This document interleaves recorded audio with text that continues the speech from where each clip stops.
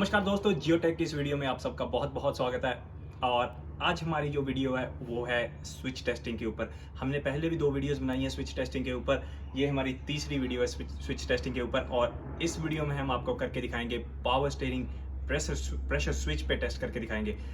जो हमारी power steering pressure switch है या कोई और भी स्विच है, जैसे मैंने आपको पहली पुरानी वीडियोस में बताया था, सारी स्विचेस की टेस्टिंग है जो वो बिल्कुल एक तरीके से होती है। हमारा ज़रूरी है समझना कि स्विच टेस्टिंग होती कैसे, ये इसका पीछे फंडामेंटल्स और बेसिक्स क्या हैं। हमारा कंप्यूटर उस स्विच को कैसे देख रहा है, उसके पास इनपुट कौन सी जाती है और जो सिस्टम है उस स्विच के साथ कनेक्ट हुआ वो कैसे रिस्पॉन्ड करता है। तो आज हम आपको दिखाएंगे कि पावर स्टीयरिंग स्विच पर जो बेसिक्स हैं, मैं फिर आपको बता दूं, वो सारी स्विचेस के सेम होंगे। दिखाऊंगा मैं आपको पावर स्टीयरिंग पर, आप टेस्ट ब्रेक स्विच भी कर सकते हो, क्लच स्विच भी कर सकते हो, बाकी कोई भी स्विच कर सकते हो। सेम प्रोसीजर के साथ आप टेस्ट कर सकते हो। तो चलिए देखते हैं पावर स्टीयरिंग स्विच पहले काम कैसे करती है और कौन कौन से स्विच के टाइप होते हैं जब हम गाड़ी पे काम करते हैं। सो फ्रेंड्स, जब हम किसी भी स्विच के ऊपर टेस्टिंग करना शुरू करते हैं तो पहले हमारा जानना ज़रूरी है कि वो स्विच है कौन सी। हमारे पास 4 किस्म की स्विचेस होती हैं हमारे पास। जो पहली किस्म होती है उसे कहते हैं नॉर्मली ओपन। जो दूसरी स्विच होती है उसे कहते हैं नॉर्मली क्लोज। जो तीसरी स्विच होती है उसे कहते हैं एक्सटर्नल पावर, जो एक्सटर्नल पावर से चलती है। चौथी स्विच होती है इंटरनल पावर। मतलब क्या है इन चीज़ों का। मानिए कि ये हमारी स्विच है, जैसे कि हमारे पास घर पे स्विच होती है, बंद हो जाती है, खुल जाती है। कुछ स्विचें हमारी गाड़ी में होती हैं जो खुली होती हैं, जब आप बटन दबाते हो वो बंद हो जाती हैं। और कुछ स्विचें हमेशा बंद होती हैं, जब आप बटन दबाते हो वो खुल जाती हैं। इन्हें हम नॉर्मली ओपन कहते हैं, इन्हें हम नॉर्मली क्लोज कहते हैं। हमारा जानना बहुत ज़रूरी है कि कौन सी स्विच है, ये ओपन वाली है जो क्लोज आ रही है, क्योंकि उसकी टेस्टिंग दोनों की अलग अलग होगी। फ्रेंड्स, फिर आते हैं हमारे एक्सटर्नल पावर और internal power switch. External power में क्या होता है, ये होता है हमारा ECM। इसमें हमारे पास 12 वोल्ट होते हैं जो कि फ्यूज़ से आते हैं। 12 वोल्ट फ्यूज़ से आता है और ECM उस सर्किट को ग्राउंड देता है। और इंटरनल पावर में क्या होता है कि हमारा ECM होता है जो वो अंदर से अपने आप से 12 वोल्ट देता है और स्विच के बाहर ग्राउंड होता है। तो इसमें क्या होता है कि 12 वोल्ट हमारे स्विच के पास आएंगे, यहाँ पे 12 वोल्ट होंगे, यहाँ पे ECM इसे ग्राउंड करने की वेट कर रहा है। जब मानिए कि ये हमारी पावर स्टीयरिंग प्रेशर स्विच है, जब हमारा प्रेशर बढ़ेगा तो ये स्विच बंद हो जाएगी प्रेशर की वजह से और ECM इसे ग्राउंड कर देगा और ECM को पता लग जाएगा कि स्विच क्लोज हो गई है।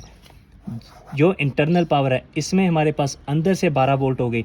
जब हमारा पावर स्टीयरिंग प्रेशर इसे क्लोज कर देगा तो ECM को पता लग जाएगा कि स्विच क्लोज हो गई है और ये सारे का सारा सिग्नल ग्राउंड हो जाएगा।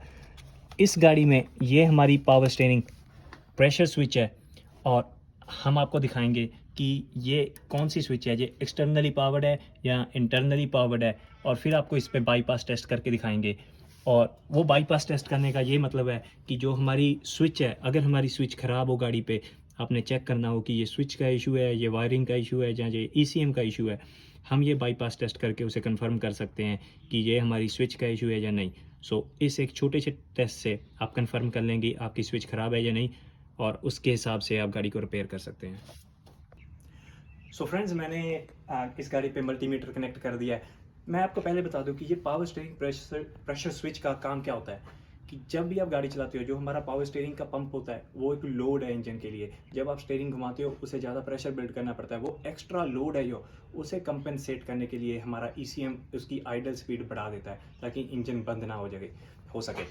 अगर मैं इस गाड़ी को अब स्टार्ट करूँ और स्टीयरिंग को घुमाऊँ, आप ध्यान से सुनिएगा, हमारा इंजन की स्पीड बढ़ेगी कम होगी, क्योंकि हमारा वो इंजन है वो उस लोड को कंपनसेट करने की कोशिश कर रहा है। और उसके साथ साथ हम आपको मल्टीमीटर पे भी दिखाएंगे कि जो हो रहा है, जब वो ऊपर नीचे होती है इंजन की स्पीड, तो वोल्टेज कैसे ऊपर नीचे होती है, वो पावर स्टीयरिंग प्रेशर स्विच है वो क्या काम कर रही है उस टाइम, जिस टाइम हमारा, जब मैं स्टीयरिंग को घुमाऊंगा। तो पहले मैं गाड़ी स्टार्ट करके दिखाता हूँ आपको।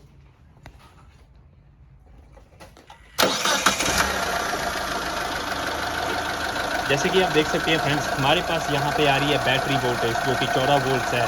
हमारी गाड़ी चल रही है, हमारा इंजन चल रहा है। अब मैं आपको स्टीयरिंग को घुमा के दिखाऊंगा और आपको दिखाऊंगा कि वोल्ट मीटर पे क्या रीडिंग आती है हमारी।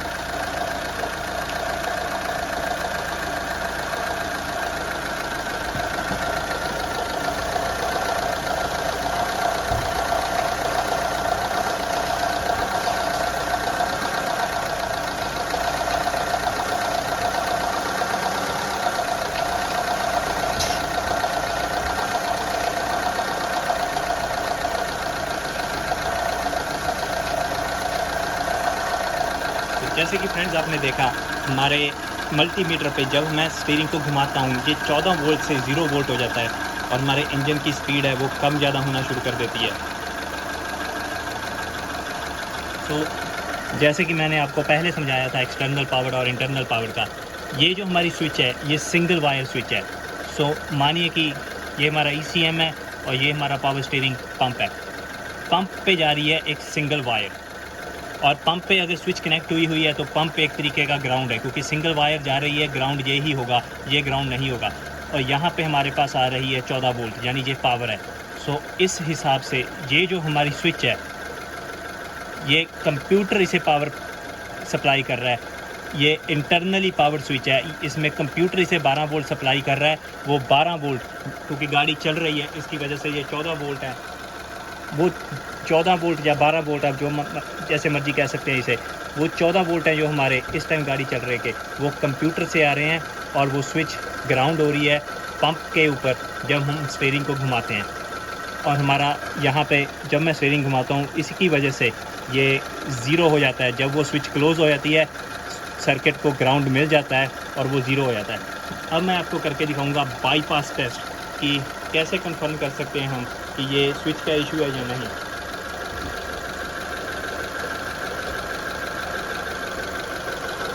मैं यूज़ करूंगा हमारी टेस्ट लाइट इस टेस्ट के लिए। बहुत ज़रूरी है आपका टेस्ट लाइट को यूज़ करना, क्योंकि अगर मैं गलती से किसी गलत तार को टच करूंगा तो हमारा कंप्यूटर भी ख़राब हो सकता है। ये टेस्ट बहुत केयरफुली करना चाहिए। अब हमारा ग्राउंड है जो वो हमारे स्विच है वो ग्राउंड प्रोवाइड कर रही है हमारे इस पावर स्टीयरिंग प्रेशर स्विच वाले सर्किट को। अगर मैं ग्राउंड अपनी तरफ से इस टेस्ट लाइट से उस स्विच को दूं, अगर मैं कंप्यूटर को ये बताऊं कि मैं ही स्विच हूं, तो इंजन की स्पीड खुद ब खुद बढ़ेगी और कम होगी जैसे जैसे कि मैं इसे टच करूंगा। अगर मैं इस तार को निकाल दूं, मैंने अपना मल्टीमीटर डिस्कनेक्ट कर दिया है और मैंने स्विच भी निकाल दी है। सो जो स्विच का कनेक्टर है वो मेरे हाथ में है और स्विच वहाँ पे है। अब जो मैं इससे करूँगा मैं वो ही काम करूँगा जो एक स्विच करती है।